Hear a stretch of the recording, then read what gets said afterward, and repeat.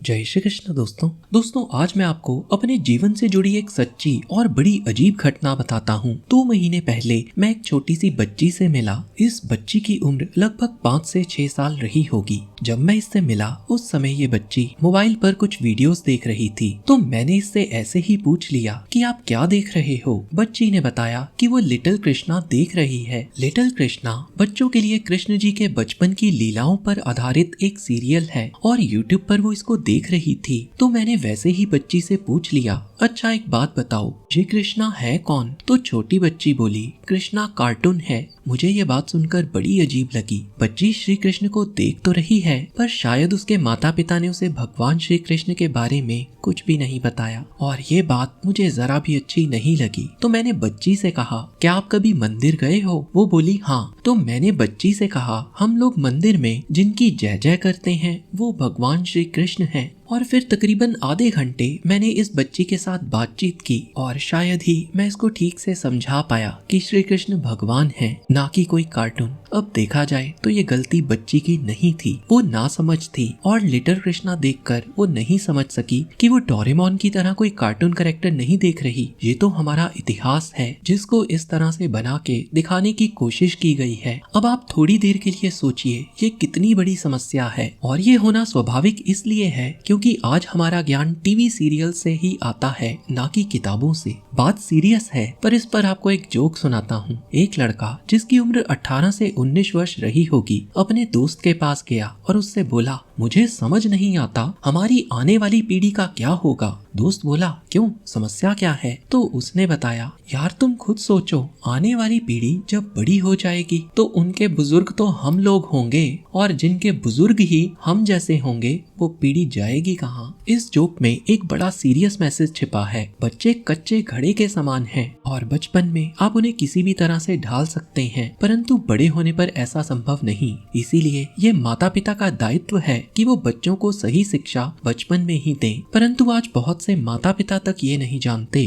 कि बच्चों को क्या शिक्षा देनी चाहिए और शायद लोगों के पास समय भी नहीं है कि वो पूरी की पूरी गीता पढ़ें। तो अब समस्या का समाधान ढूंढते हैं। कुछ दिनों पहले मैंने अविनाश अग्रवाल, जो कि एक स्टडी स्किल कोच और एग्जाम स्ट्रेटेजिस्ट हैं और जो विद्यार्थियों की मदद करते हैं एग्जाम्स क्रैक कराने और उनको एग्जाम में ज्यादा मार्क्स लेने में, मैंने इनके द्वारा लिखी एक किताब पढ़ी जिसमें इन्होंने गीता जी के उन चुनिंदा 21 श्लोकों को कहानियों और महान लोगों के जीवन की घटनाओं के माध्यम से समझाया है, जो हर विद्यार्थी और पेरेंट्स को पता होनी ही चाहिए। ये किताब खास करके विद्यार्थियों और पेरेंट्स को ध्यान में रखकर लिखी गई है ताकि विद्यार्थियों का सही चरित्र निर्माण हो सके। गीता जी के 700 में से 21 श्लोक जो हर विद्यार्थी को पता होने चाहिए। तो आज मैं आपको इस किताब में बताई 2 कहानियां और 2 सच्ची घटनाएं बताने जा रहा हूँ। तो चलिए सीधा आते हैं पहली कहानी पर। एक बार एक मछुआरे ने बड़ी मेहनत से एक मछली पकड़ी और वो मछली को लेकर अपने कुत्ते के साथ अपने घर की ओर जा रहा था, पर रास्ते में उसका सामना एक अन्य व्यक्ति से हुआ जिसने मछुआरे को कमजोर देखकर उसकी मछली छीन ली।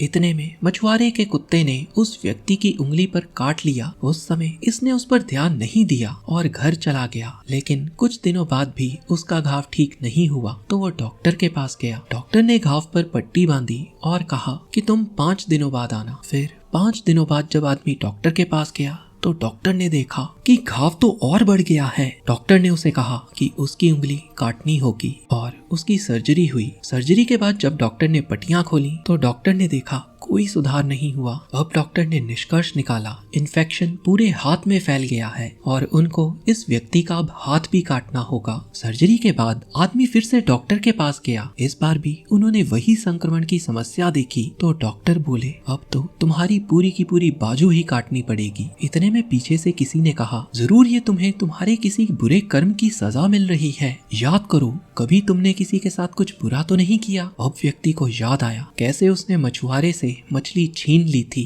जिस पर उसका कोई अधिकार ना था। अब व्यक्ति मछुआरे की तलाश में घर से निकला और जब वह मछुआरे से मिला उसने पूछा, मैंने तुम्हारी मछली छीन ली, मैंने बुरा किया, क्या तुमने मुझे श्राप दिया? क्योंकि मैं तब से बहुत परेशान हूँ। मछुआरे ने उत्तर दिया, जब तुमने मछली छीन ली तो मैंने परमात्मा की ओर देखकर प्रार्थना की, भगवान इस आदमी ने मुझे अपनी शक्ति दिखाई और मेरी मछली छीन ली, अब मैं तुम पर छोड़ता हूँ, तुम भी इसे अपनी शक्ति दिखाओ। स्पष्ट है, जब आप भगवान को समर्पण कर देते हो तो वो आपके लिए खड़े होते हैं, और जब वे आपके लिए खड़े होते हैं तो कोई भी आपके खिलाफ खड़ा नहीं हो पाता। बस आप अपनी मेहनत और प्रार्थनाओं पर भरोसा रखो। श्रीमद् भगवत गीता के 4 अध्याय के 7वें श्लोक से हमें पता चलता है कि भगवान किस अवतार रूप में आकर हमारी सहायता कर दें, कोई नहीं बता सकता। तो चलिए अब आते हैं दूसरी कहानी पर। एक बार एक राजा ने अपने वजीर से कहा कि उनके महल में सबसे समर्पित नौकर कौन है। राजा उसे इनाम देना चाहते हैं। वजीर को कुछ भी समझ नहीं आया, क्योंकि वो महल में कई लोगों को जानता था जो अपना काम बड़े अच्छे से कर रहे थे। फिर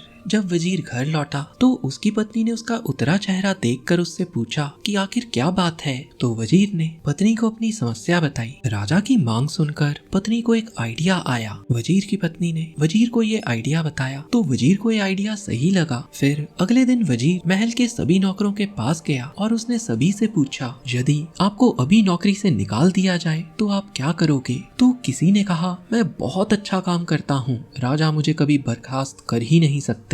किसी ने कहा, मैं भूखा मर जाऊंगा। वजीर सभी की प्रतिक्रिया सुनता और आगे चल देता। वजीर फिर बगीचे में पहुंचा। यहाँ पर एक युवा माली पौधों की देखभाल कर रहा था। वजीर ने यही प्रश्न माली से पूछा तो माली ने बिना किसी झिझक के उत्तर दिया, मैं माली हूँ, मेरे पिता माली थे, मेरे दादा भी माली थे और मेरे बुजुर्गों ने मुझे पौधों की सेवा करना सिखाया है। यही मेरे परिवार ने किया और मुझे भी करना अच्छा लगता है। अगर राजा ने मुझे काम से निकाल दिया तो भी मैं यही काम करूंगा। मुझे इस बगीचे से प्रेम है, पेड़ों से प्रेम है और मैं कभी नहीं चाहूंगा कि कोई और अकुशल माली आए और कोई अकुशल माली इन पेड़ों की देखभाल करे। प्रश्न का उत्तर देने के बाद माली को लगा उसने ये क्या बोल दिया। माली का चेहरा लाल हो गया। माली ने शर्म से अपना सिर झुका लिया और वजीर से कहा, मुझे पता है मैंने राजा के खिलाफ बात की है और मुझे दंडित किया जाएगा। बस मेरी आपसे एक विनती है, कृपा करके मुझे दूसरों के सामने अपमानित ना करें, मैं तुरंत चला जाऊंगा। वजीर ने माली के कंधे पर हाथ रखकर कहा, राजा चाहते थे कि मैं महल के सबसे अच्छे कार्यकर्ता को ढूंढूं और मेरी पत्नी ने मुझे बताया था जो लोग अपनी नौकरी से प्यार करते हैं वे कभी दूसरों पर निर्भर नहीं होते। वे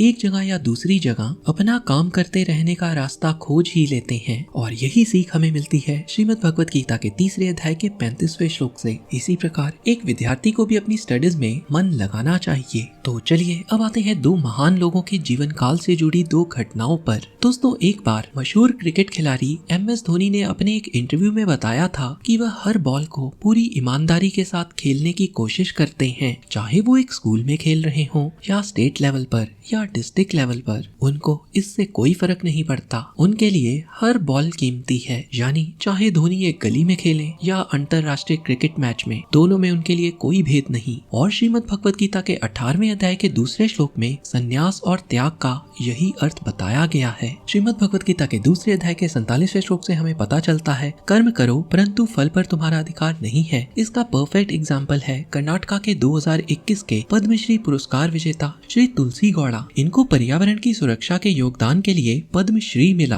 परंतु वह स्वयं पढ़ी लिखी नहीं है। वो तो पिछड़ी जनजाति से हैं और कभी भी स्कूल नहीं गई। बहुत ही गरीबी में इन्होंने अपना जीवन व्यतीत किया, फिर भी आज ये इंसाइक्लोपीडिया ऑफ द फॉरेस्ट कहलाई, क्योंकि इनको जंगल के पेड़ पौधे जड़ी बूटी की सटीक जानकारी है और ये 12 साल की उम्र से ही पेड़ पौधों को उगा रही हैं और प्रकृति को बचाने के लिए ही उन्होंने पेड़ पौधे उगाए। उनको अपना नाम पाने की कोई भी लालसा नहीं थी और आज देखो इनका नाम सभी जानते हैं, केवल इनके कर्म, इनके काम के कारण। यही अर्थ है कर्म करो परंतु फल पर तुम्हारा अधिकार नहीं है का।